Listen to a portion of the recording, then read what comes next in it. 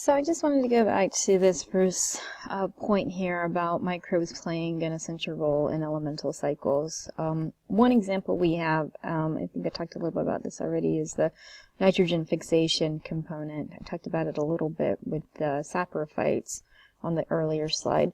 What's happening with certain nitrogen fixing bacteria is that they reside in the soil, and they have a tendency to extract free nitrogen from the air, and once they utilize that nitrogen, they'll convert it into ammonia in the inside of the soil.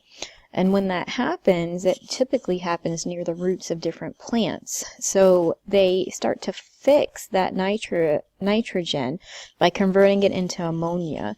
And once it's converted, then there's a production of both nitrites and nitrates. And the nitrites and nitrates are used by the plants and in the form of nutrients. So this is incredibly helpful to allow the plant kingdom to flourish. So nitrogen fixation is incredibly important. We've talked about this a little bit when I was talking about microbes as being a food for different or small animals, because they're also food for ourselves. We use microbes in pretty much all of the industries that are out there: pharmaceutical industry, the beverage and food industry, the chemical industry, and as well as, again, the pharmaceuticals, the antibiotic industry. And then we also use them quite extensively in research because they proliferate very, very quickly. So we've exploited their use for our own benefit.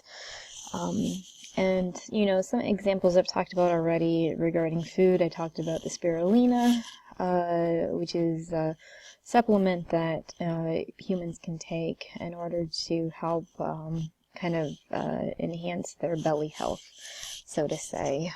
Beverages, the primary things that we have are things like beer and alcohol.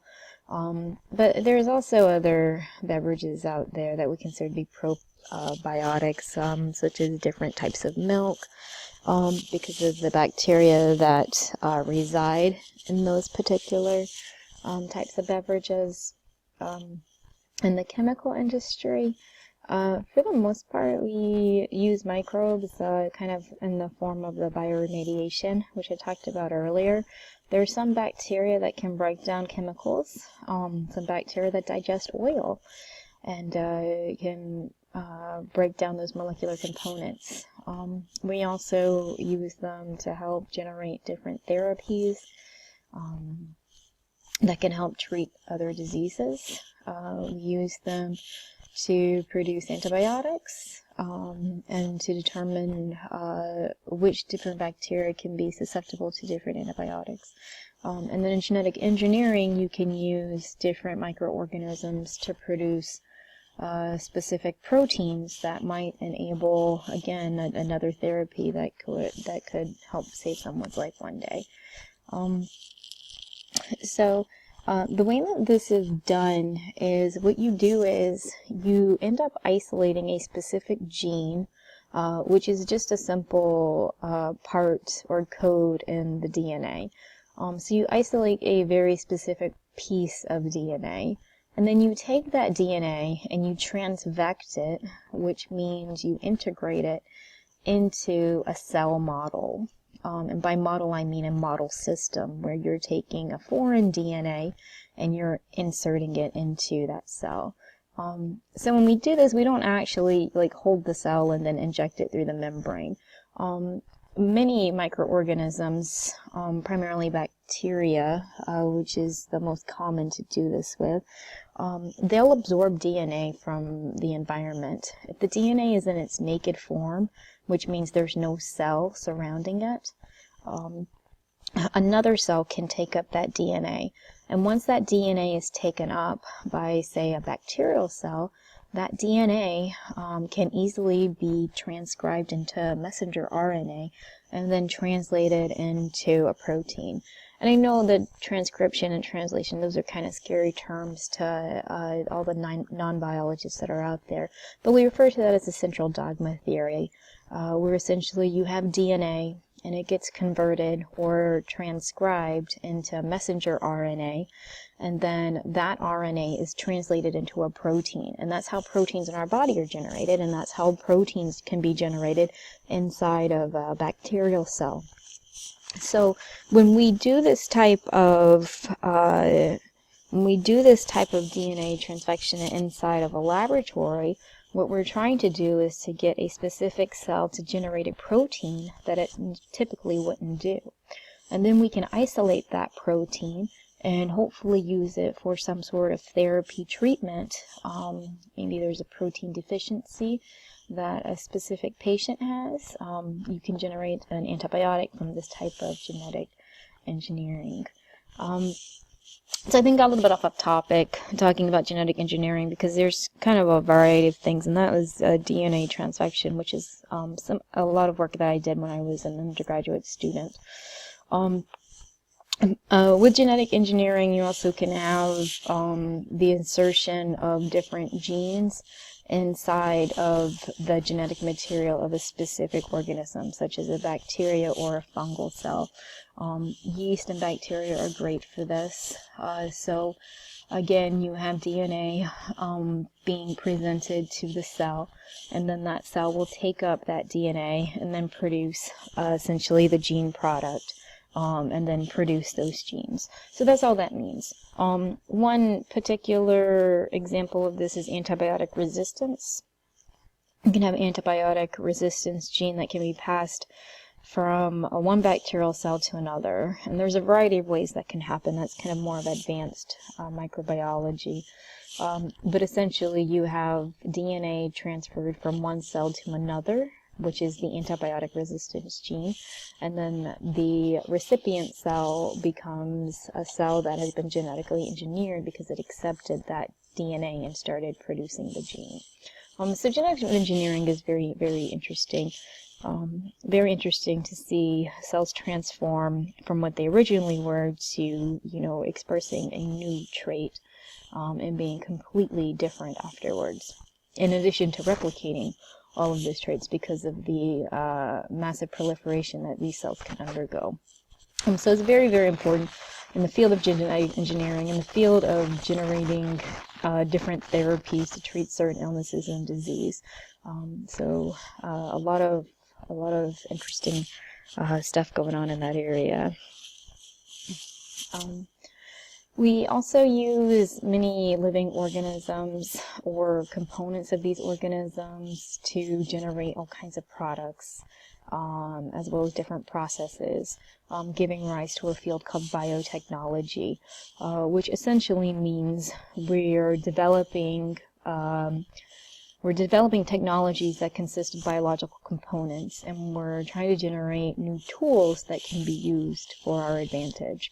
So we're generating tools that can either, be built from products having been generated from living organisms.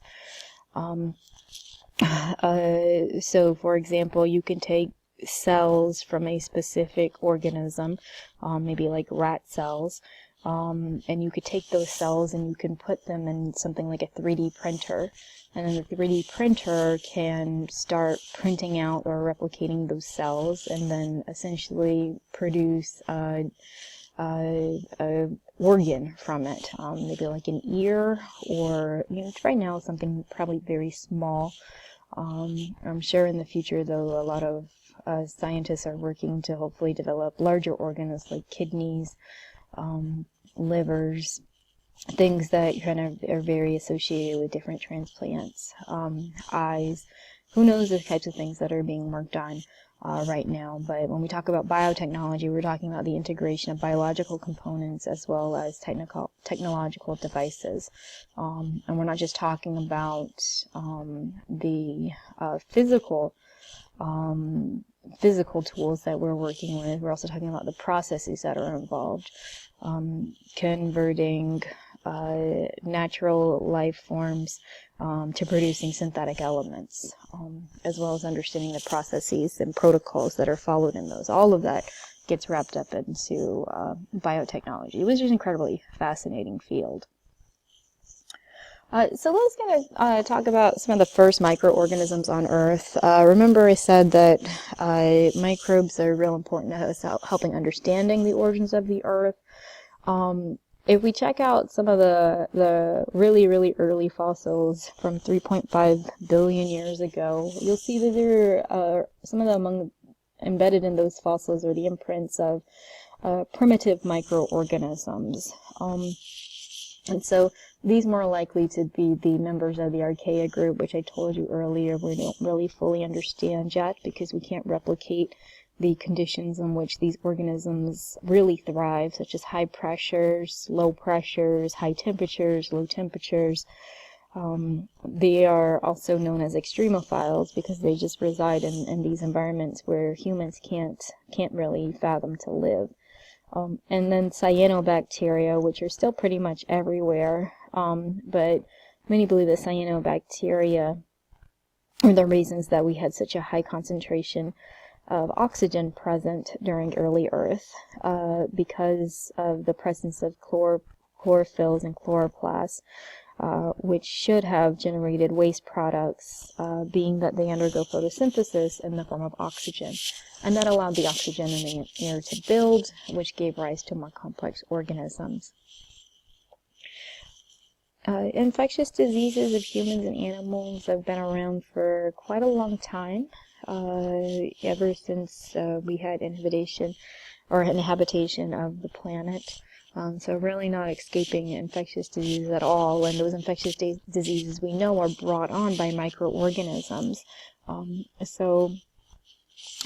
know that they've been around for billions and billions of years. And the earliest known account of pestilence took place in about 3180 BC in Egypt. So given the timing was so long ago, right now it's kind of thought that there was some sort of plague or maybe smallpox or some sort of epidemic that occurred that early in Egypt. This is probably the first recorded epidemic that has existed, but there's been a good number of epidemics that have taken place throughout history.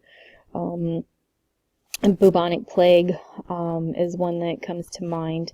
Primarily, this was around about 1900 BC, where you had the end of the Trojan War, and you had the Greek army basically being taken out because of bubonic plague. And then there's also been epidemic fevers that have been described all throughout Egypt. In the close to, your book says about 1500 BC. But all kinds of epidemics happened very early on. So among the first of them occurred in some of the areas where we have our first origins in history, in China, Rome, Greece, and of course Egypt.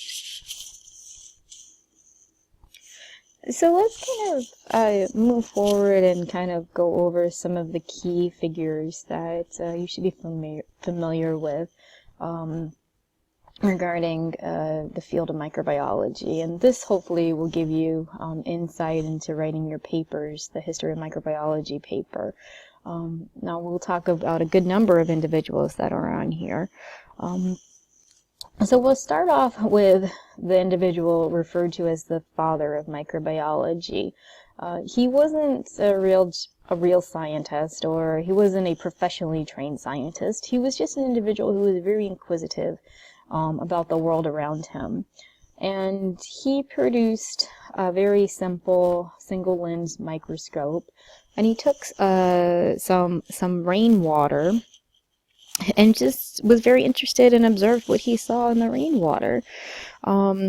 He was very interested in kind of just, working in a bit of craft, where he would just basically take very small glass lenses and then he would just put them together in frames. So in a sense, he could also be known as an artist.